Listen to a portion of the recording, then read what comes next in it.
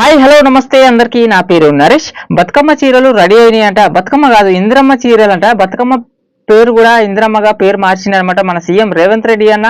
మరి ఇంద్రమ్మ చీరలు అయితే రెడీ అయినాయంట. దాదాపు 50 లక్షల చీరలు రెడీ అయినాయి, ఇంకా 10 లక్షల ప్రాసెస్ లో ఉన్నాయంట.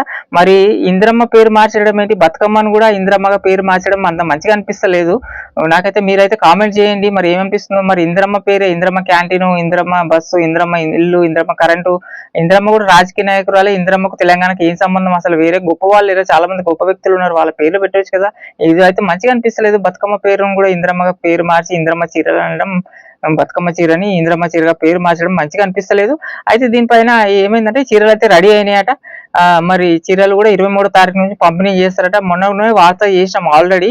మొన్నైతే 2 చీరలు అక్క చెల్లెలు కానుకగా సీఎం రేవంత్ రెడ్డి అన్న 2 చీరలు ఇస్తా అన్నాడు. ఇప్పుడు ఒకటే చీరకు తగ్గిపోయింది, ఒక చీర కట్ అయిపోయింది, రెడీ కాలేదట. సంక్రాంతి పండుగ అప్పుడు ఇస్తారట. ఇప్పుడైతే ఒకటే చీర పంపిణీ చేస్తారంట. అది స్వయంగా రేవంత్ రెడ్డి ప్రారంభిస్తారట 23వ తారీఖు. మిగతా జిల్లాలో కూడా అందరికి ఈ కూడా పంపిణీ స్టార్ట్, ఎమ్మెల్యేలు మంత్రులు అయితే స్టార్ట్ చేస్తారట. కానీ అందరికి కాదట. మరి ముఖ్యమైన విషయం, అందరికి కాదు ఓన్లీ మహిళా సంఘాల వారికి, గ్రూప్ లో మహిళా గ్రూప్స్ ఉంటాయి కదా, వాళ్ళకినట, డాక్రా గ్రూప్ లో మహిళలకు వాళ్ళకినట, వాళ్ళ లిస్టు కూడా ఏర్పాటు చేసిరట. లబ్ధిదారులని కూడా రెడీ చేసిరనమాట. అయితే మన పోయిన ప్రభుత్వం అయితే మరి అందరికి రేషన్ కార్డు ఆధారంగా అందరికి ఇచ్చేవారు. పేద మహిళలకు 200 చీరను, 300 చీరను, ఏదైనా కానీ అందరికి రేషన్ కార్డు ఆధారంగా అందరికి 2 చీరలు పేదవారికి అందరికి ఇచ్చేవారు అనమాట. వీలైతే మరి ఉన్న వాళ్ళకే ఇస్తున్నారు. డాక్రా మహిళలు, మహిళా సంఘాలు అయితే జర ఆర్థికంగా మంచిగా ఉన్న వాళ్ళే ఉంటారు, వాళ్ళే పేదవాళ్ళు పెద్దగా ఉండరు నాకు తెలిసి. అయితే వాళ్ళకి చీరలు ఇస్తారు. ఒక్కొక్క చీర కూడా 800 రూపాయలట. మరి చీర వాల్యూ వచ్చి కూడా 800 రూపాయలు చీర అని చెప్తున్నారు.